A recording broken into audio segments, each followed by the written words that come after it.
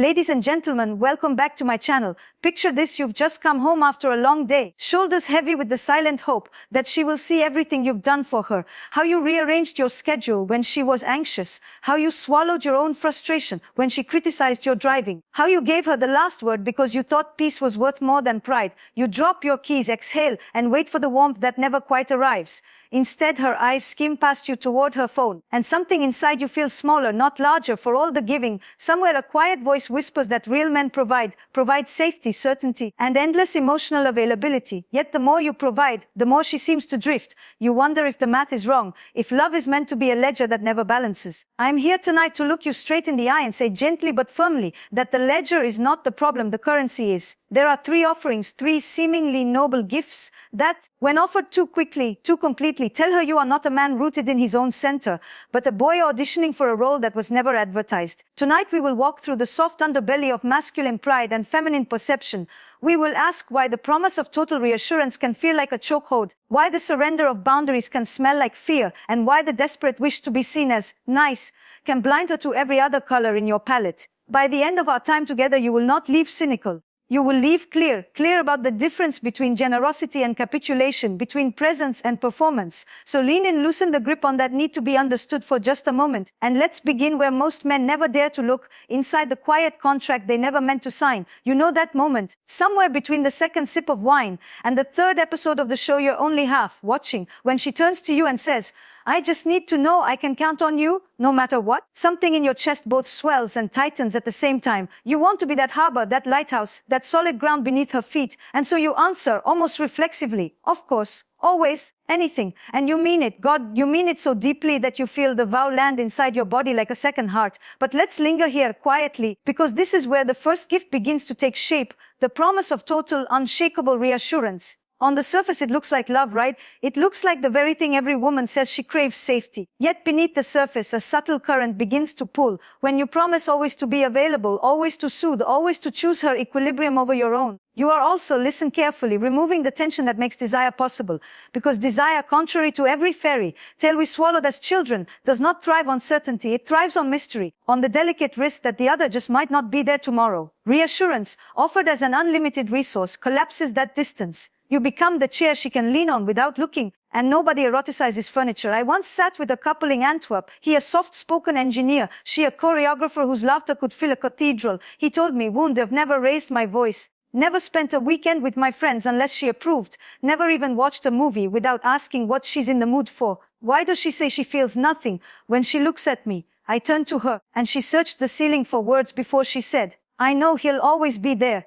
That's the problem. I don't have to reach for him. I don't even have to get up." In her voice was no cruelty, only a kind of exhausted grief. The promise of absolute reassurance had become an emotional anesthetic. So what is the actionable shift here? It is not to become withholding or cruel. It is to become honest about the contours of your availability. Next time she asks, "Can I count on you?" Pause, feel the weight of the question, and answer in a living truth rather than a heroic fantasy. Try, "You can count on me to care, always. You can count on me to show up for the hard conversations. What you cannot count on is that I will abandon myself every single time your anxiety spikes. Because that would teach both of us that my well-being is negotiable." Say it gently, but say it. The pause, the gentle boundary, the refusal to merge completely. These are what resurrect the erotic charge. You become three-dimensional again, and that is where the second gift begins to knock at the door. Because once you have promised to be her ceaseless reassurance, the next temptation arrives. You start erasing your own boundaries so she never has to feel the discomfort of bumping into them.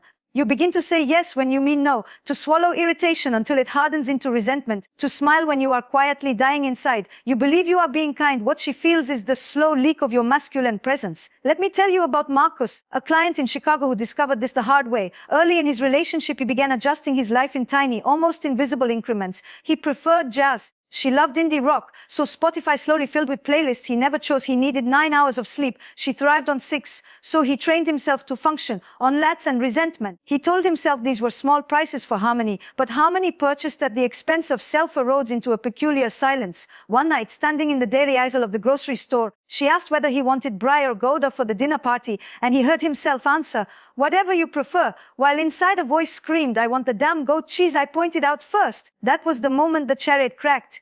Not because of cheese, but because the cheese became a symbol. If he could not own a preference about dairy, how could he ever own a boundary about his time, his body? his dreams. She saw the collapse before he did. Women are exquisitely attuned to the moment a man begins to fold. What feels to you like generosity feels to her like weakness. Not moral weakness, but energetic weakness. The subtle message is my center is movable. Your desires are stronger than my spine. And that, my friend, is what quietly dries the well of respect. Without respect, desire cannot breathe. So tonight, when you feel the impulse to say yes automatically, practice the pause. Ask yourself, what is true for me in this moment? Maybe it's, I need 20 minutes of quiet before I can listen. Maybe it's, I don't want to attend that dinner. Whatever arrives, speak it with tenderness but without apology. Boundaries spoken softly land more powerfully than boundaries shouted in rage. When you do this, you are not pushing her away. You are inviting her into contact with the real shape of you. And that real shape is what allows her body to remember that you are not an extension of her will, but a man she can lean into and still not fully predict. Which brings us to the third gift, the one that masquerades as the noblest of all, the need to be seen as the good guy, the one who never rocks the boat, who apologizes first, who keeps the emotional thermostat at a comfortable 72 degrees. This need is often rooted in a very old story. Maybe the boy who watched his mother sigh at his father's anger, or the teenager who vowed never to become the bully he feared. Noble origins, yes, but the adult version can calcify into a performance so rigid that spontaneity, play, even necessary conflict get edited out. The man becomes a curator of pleasantness, and women, though they may not articulate it, feel the loss of texture. Pleasant is not the same as alive. I watched this with Julian and Priya. Every time tension rose about money, about whose turn it was to call the sitter, Julian would rush in with disclaimers. I could be wrong. I don't want to fight. Whatever makes you happy. Each sentence was dipped in a pleading niceness that made Priya's shoulders climb higher. After one session, she told me privately, I just want to feel him push back. Not to be cruel, but to feel there's a man in here who believes in something enough to risk my displeasure. His niceness, she said, felt like fog. She kept trying to find the coastline of him and coming up empty. The way out is not to swing to the opposite extreme and become combative. It is to practice the art of disagreeable honesty. When you feel the urge to apologize reflexively, try saying instead, I'm uncomfortable with how quickly I'm about to say sorry simply to keep the peace. Can we sit with this friction for a moment and see what it's trying to teach us? You are, in that instant, demonstrating that harmony is not the absence of conflict, but the capacity to hold conflict without abandonment. That is strength women recognize in their bones. And as these three gifts, unlimited reassurance, boundary-less accommodation, and the compulsive need to be seen as nice, begin to loosen their grip on you, something remarkable stirs in the dynamic. She may protest at first. Familiarity always protests. But beneath the protest, desire flickers awake, because now there is a man present who can be reached but not colonized, who can be touched but not fully possessed. The space between you becomes breathable again, and in that breath lives the possibility of erotic aliveness. Now let's walk further into the architecture of how these patterns hide in daily gestures, in texts unanswered, in the way you apologize before you speak, in the way you dim your own excitement to match her mood. Because the shift from weak to rooted is rarely a single heroic moment. It is 1,000 small choices strung together like beads, each one quietly reclaiming the territory of self. Imagine the two of you in the car, evening traffic dragging its red tail lights across the windshield. She's scrolling, half laughing at something on her phone, and you're driving in that familiar silence where your mind starts its quiet audit of the day. Did I text her enough? Did the tone of my voice dip into irritation when she asked me to stop for oat milk? Should I have offered to cook instead of asking what she wanted? The audit itself is exhausting, yet you keep running it because somewhere you learned that love is a test you must pass rather than a dance you are invited to join. That right there is the first place the gift of unlimited reassurance shows up in miniature. You are checking your own emotional temperature to make sure it never rises above hers. You are preemptively soothing, so she never has to feel the friction of your difference. But every time you adjust the dial, something inside you is quietly resenting the adjustment. Resentment is simply love that has been asked to travel only one direction, and because you have promised her a static climate, you begin to hide the storms. You joke them away. You say, I'm fine, when your voice is clearly not fine. She hears the lie, and the lie registers as weakness. Not because you have feelings, but because you are afraid to own them in her presence. Let me give you a sentence you can practice tonight. When she asks, what's wrong? And you feel the habitual shrug rising in your shoulders, try this instead. There is something moving in me, but I'm still learning its shape. I want to tell you, but I need 10 minutes to find words that won't blame you. Notice how the sentence neither denies your inner weather nor dumps it on her without warning. It keeps the channel open while protecting the integrity of your process. That is what reassurance looks like when it is rooted rather than reflexive. Now, while that storm is still gathering inside you, let's zoom in on the second gift, the slow erasure of boundaries, and watch it operate in the smallest domestic negotiations. You want to go to the gym after work, she hints lightly that she was hoping for dinner together. The old script says abandon the plan, prove you prioritize her. The new script invites a different question. Is it possible for me to honor my need for movement and still create connection with you tonight? The answer might be that you go to the gym for 45 minutes instead of 90, then bring home her favorite salad and eat it on the couch while she tells you about her day. The boundary is not rigid, it is simply visible. You did not disappear. You negotiated the space where both of you can breathe. I once worked with a man who kept a secret spreadsheet, yes, an actual spreadsheet, of every boundary he had silently surrendered. The friend he stopped seeing because she found the friend too loud. The salsa class he abandoned because she felt abandoned. When he danced with other women, the weekend hiking ritual traded for brunch with her sister. Every line on that spreadsheet was a withdrawal from his own account, and the balance had finally hit zero. When he showed it to me, he wept, not because she was cruel, but because he had been cruel to himself in the name of love. The reclamation started small. One Wednesday evening he told her, "I'm going to salsa class. I'll be home by 10. I'd love to make you tea when I return if you're still up."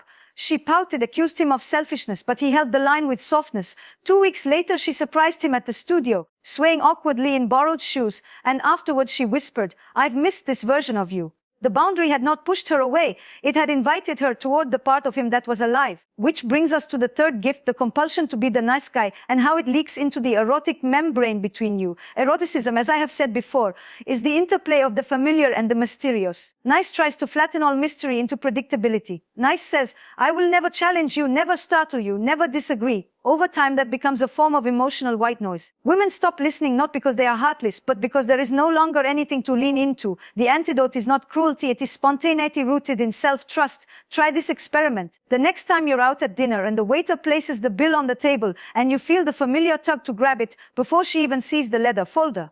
Pause. Let the silence stretch an extra 3 seconds. Then, with a playful smile, say, "Tonight I'd love it if you treated me. I want to know how it feels to be taken care of by you." The sentence is light, but beneath it lies a small earthquake. You are willing to risk her discomfort in order to experience a new dynamic. Maybe she laughs, maybe she bristles. Either way, something alive has entered the space between you. That is the pulse she has been craving even when she cannot name it. And here is the subtle thread that links these three gifts. They each require you to preemptively know what she needs and to deliver it before she has to ask. In other words, to read her mind and erase yourself in the process. Healthy interdependence, by contrast, asks that you stay curious rather than clairvoyant. Curiosity sounds like, "I noticed your shoulders tightened when I mentioned my weekend trip. What's happening for you?" Curiosity allows her to reveal rather than requiring you to guess. Every time you choose curiosity over assumption, you step out of the weak posture of the mind reader and into the strong posture of the co-author. So tonight, when the lights are low and the house is quiet, place your hand on her shoulder and say, "I've been learning how much I've been giving away without asking what you actually want to receive."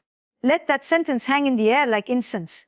Do not rush to fill it with explanations or apologies. Let her feel the tremor of a man who is beginning to stand in the center of his own life. Then watch what happens to the space between you. It will not widen into distance. It will deepen into presence. And in that depth, the next layer of our conversation is already waiting. There comes a night, usually ordinary in every other respect, when the shift finally registers in her body. Maybe the two of you are doing nothing more exotic than loading the dishwasher, the clink of plates keeping time like a metronome. She says half to herself, "I'm exhausted from deciding everything," and you, instead of leaping to fix, soothe, or apologize, pause, sponge in hand and reply, "I wonder what would happen if we each took ownership of one evening this week. No vetoes, no negotiations, just surprise." She looks up. Something in her eyes flickers, not relief, not gratitude, but a sudden alertness, the way a deer lifts its head when the wind changes direction.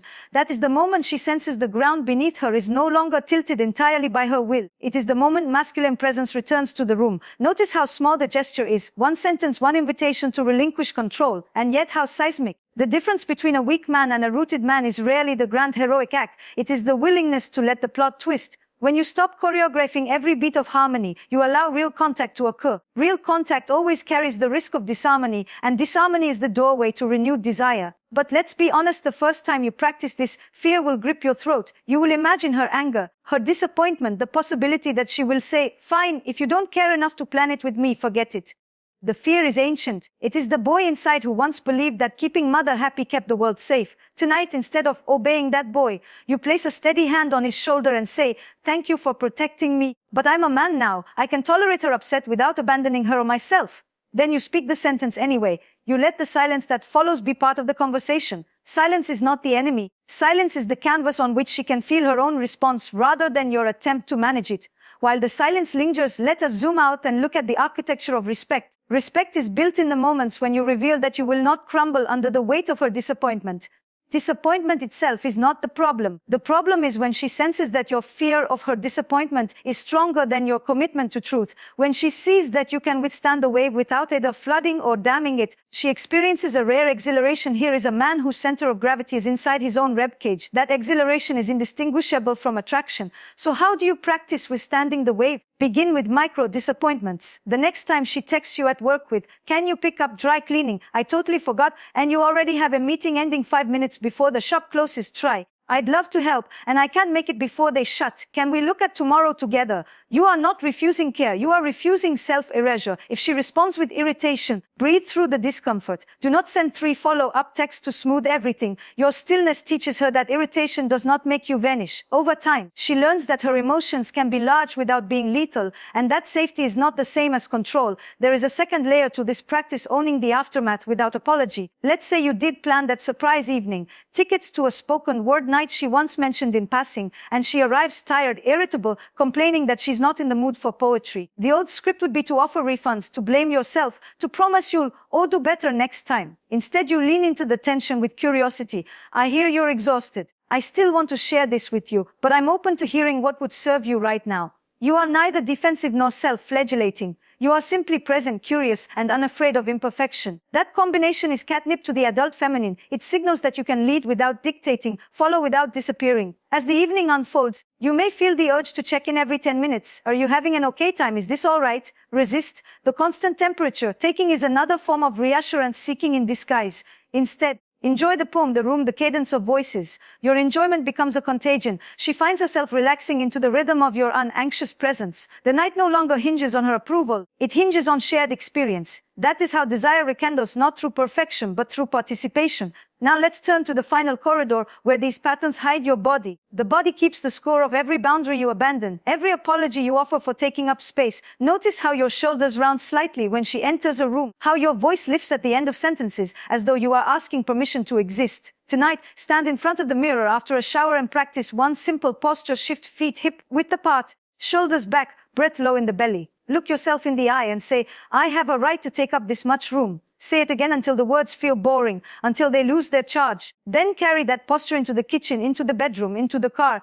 The body is the quickest messenger to the nervous system of another. When your physiology signals, "I am home here," her physiology receives the signal and relaxes in a way words alone cannot achieve. Finally, let's place this in the larger tapestry of your shared future. A relationship is not a single story told once. It is a book you write together, chapter by chapter, each page absorbing the ink of the last. The gifts you have been giving, unlimited reassurance, boundary-less accommodation, compulsive niceness, were never malicious. They were misguided love letters from a boy who once believed survival meant preemptive surrender. Tonight you begin redrafting the letter into the language of a man who trusts that love can survive his truth. You stop writing in disappearing ink. You start writing in bold, legible strokes. "I will stay close, but I will not dissolve. I will care, but I will not carry. I will lead, but I will not drag." And as the dishwasher hums its final cycle, as she dries a wine glass and glances at you sideways, you feel the room shift. Not dramatically, no lightning, no drum roll, just a subtle recalibration, like the moment a sail catches the real wind after flapping in confused gusts. She senses it even if she cannot name it. You are no longer the man tiptoeing around her moods. You are the man standing in the center of his own life, inviting her to meet him there. The conversation is far from over, but the tone has changed. The next layer of the story is ready to unfold. There is a moment, usually 2 or 3 weeks after you begin refusing to dissolve, when the air between you starts to thicken with something you had almost forgotten. Anticipation. It is not the loud cinematic spike of a new romance. It is subtler, like the way humidity rises before a summer storm. She might walk past you in the hallway and let her hand linger on the small of your back 1 second longer than necessary. Or you'll find her watching while you chop onions, eyes soft, as if she is trying to memorize the angle of your wrist. These are small, almost invisible signals, but to the attuned heart they are seismic. They tell you that erotic gravity is returning, the pull that turns 2 people into planets again, each with their own orbit and mass. Let's stay inside that gravity tonight and ask how it is generated. The simple answer is tension, but tension itself is only fertile when it is held, not resolved too quickly. If you reach immediately for her hand, if you turn the lingering touch into reassurance, "See, I'm still here, everything's fine," You collapse the very space that made the touch electric. Instead, you let the hand rest on your back like a question mark.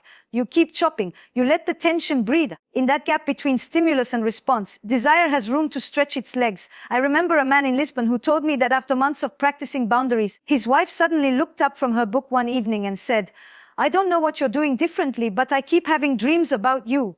The dreams were erotic, urgent, sometimes even transgressive, scenarios they had never enacted in 22 years of marriage. He asked, almost shyly, what had triggered them. She shrugged, then smiled. "You stopped begging. I had to come find you." The sentence hung in the air like incense. She had to come find him. The distance he had allowed restored the chase she didn't know she missed. Now, let's talk about the practical choreography of distance. Distance does not mean emotional withholding. It means purposeful inhabiting of your own life. Maybe you reclaim the Tuesday night basketball game you abandoned years ago. Maybe you spend an hour on Saturday morning reading in the park without inviting her. These are not punishments or manipulations. They are acts of self-possession. When you return, you bring back stories, a faint sheen of sweat, the smell of outside air. She experiences you as a man who has been somewhere she has not, and the unknown becomes a canvas for fantasy. She begins to wonder, what did he see while he was away? Who was he without me? Wonder is the birthplace of longing. Yet there is a trap here, and it is the temptation to perform distance rather than inhabit it. You might catch yourself thinking, if I stay out an extra hour, she'll miss me more. That calculation is still rooted in her reaction. It is still a form of covert reassurance seeking. Authentic distance is simply the byproduct of a life you enjoy living. Go to the basketball game because the game itself calls you, not because it will make her text sooner. The difference is microscopic in behavior, but astronomical in energy. One smells like strategy, the other smells like freedom. Women can smell the difference in pitch dark. While you are practicing authentic distance, you will also notice the old reflexes flare. You'll hear her yawn from the living room and feel the urge to abandon your book and rush in with tea. Or she'll mention a stressful work email, and you'll want to offer 6 solutions before she finishes the sentence. These reflexes were once survival mechanisms. Tonight, instead of suppressing them, you greet them like old friends at the door. There you are, the boy who learned that love means preemptive rescue. You thank the boy, and you let the man step forward. The man says, "I trust she can handle discomfort. I trust we can stay connected without collapse." Then you stay where you are, sip your tea, and let her feel the full arc of her own resilience. Resilience witness becomes intimacy. Let's also speak about the body again, because the body is where erotic gravity is most tangibly felt. After weeks of standing in your own spine, you may notice spontaneous shoulders wider, stride slower, gaze steadier. She will notice too. One woman told me she suddenly became aware of her husband's forearms while he tightened a jar lid, something utterly mundane, yet now magnetic. Why? Because the forearm belonged to a man who no longer moved as if asking for forgiveness. The body becomes a text she wants to reread. Here is a practice you can weave into ordinary evenings. When you are both on the couch, instead of the habitual "how was your day" debrief, try sitting in silence for 3 minutes. No television, no phones. Let your knees touch, let the silence stretch. If she asks what you are doing, smile and say, "Oh, just enjoying the quiet between us." The silence itself becomes a form of foreplay because it is uncluttered by the anxious need to fill every gap. In that quiet, her nervous system has time to register the warmth of your skin, the rhythm of your breath, the fact that you are not going anywhere, and yet you are not demanding anything. It is the emotional equivalent of undressing with the lights on, vulnerable, unhurried, quietly bold. Finally, let us name the fear that still lingers at the edge of all this, the fear that if you stop over-giving, she will decide you are no longer worth the effort and walk away. That fear is ancient, primal, tied to the boy who once believed that love must be earned minute by minute. Tonight, place your hand on your own chest and say out loud, "Even if she leaves, I will not abandon myself." The sentence tastes like iron at first, but it is the truest vow you can offer. Paradoxically, the moment you are willing to lose her rather than lose yourself, the stakes become honest, and honest stakes are what make love feel real. She senses that you are no longer negotiating from fear, and the room tilts toward possibility. And so the slow return gathers momentum through pauses, through boundaries, through the ordinary courage of living your own life in her presence. The erotic is no longer a memory you chase. It is a tide that rises to meet the shore you have become. The change does not arrive with horns or fireworks. It arrives on a rainy Tuesday, when the dog has tracked mud across the hallway, when the milk has gone sour, when the internet flickers just as she is uploading a deadline. You watch her shoulders rise, hear the familiar huff of frustration, and the old reflex lungers, ready to fix, to soothe, to make the moment soft for her. But tonight you simply step aside, open the back door so the dog can trot out again, and say, "I'll sweep in a minute." I want to hear what this day has cost you. No solutions, no heroic rescue, only presence spacious enough to hold her storm without being flattened by it. She exhales long and shaky, and something in the room settles. That is what the new contract looks like. Two adults, weather and anchor in turn. Living the contract is less a summit you reach than a trail you keep choosing, step after step. Some mornings you will wake with a stone of dread in your stomach. Did yesterday's boundary land as love or rejection? You will scroll back through your messages, hunting for clues. Catch yourself. Place the phone face down. Instead of seeking reassurance from her silence, ask the silence inside you, what do I need to feel steady right now? Maybe it is 10 push-ups, a cold shower, a single line in your journal. Today I will not abandon myself to keep anyone else comfortable. The steadiness you build in solitude becomes the gift you later offer in company. There will also be evenings when the old choreography tries to sneak back in. She'll sigh, I just don't know what I want for dinner, and you'll feel the familiar tug to turn yourself into a menu of options. Breathe. Try, I'm craving something spicy. How about we each name 2 restaurants and then pick blindly from a hat? You have collaborated without collapsing, invited play without assuming responsibility for her desire. Desire, remember, loves a little randomness. And because desire is a living thing, it will sometimes choose inconvenient hours. She may reach for you at midnight, skin warm from sleep, and you may be exhausted. The presentation looming at dawn. Here the new contract asks for honest articulation rather than automatic availability. You might stroke her hair and whisper, I want you. And my body needs rest if I'm going to show up tomorrow. Can we set an alarm 30 minutes earlier and greet the day together? The risk feels vertiginous the first time. But what you are teaching is that intimacy includes the right to protect your resources without shame. Paradoxically, that protection often makes her want you more fiercely, because she senses she is being invited into a life that is already full rather than a life that waits for her to animate it. Months from now, friends will notice something different about the two of you. They won't be able to name it. They'll say you look lighter or more yourselves. What they are seeing is the absence of performance. You no longer scan the room to calibrate her mood before you speak. She no longer eyes you for signs of capitulation. Instead, there is a quiet choreography of glances, small, conspiratorial smiles that say, I know where I end and you begin, and the gap between us is alive. Let us end with a ritual you can weave into the ordinary rhythm of Sundays. After the laundry is folded, after the coffee cups are rinsed, sit facing each other on the living room rug. Each of you takes 3 minutes to answer the same prompt. This week I felt most connected to myself when dao, and I felt most connected to you when dao. No fixing, no debating, only witnessing. Those 6 minutes become a living thread that sews the week together. They remind both of you that love is not a state to maintain but a conversation to keep having. And when the conversation includes the courage to speak your real desires, the erotic keeps finding new doorways into the house of your relationship. So here you are, no longer the man who gave away reassurance, boundaries, and backbone in exchange for borrowed peace. You are the man who discovered that love expands when it is anchored in 2 separate centers. You will still falter, of course you will. But each time you choose yourself without abandoning her, you reinforce the quiet truth that turned the tide. A woman does not long for a man who has dissolved himself into her story. She longs for a man who writes his own lines with such conviction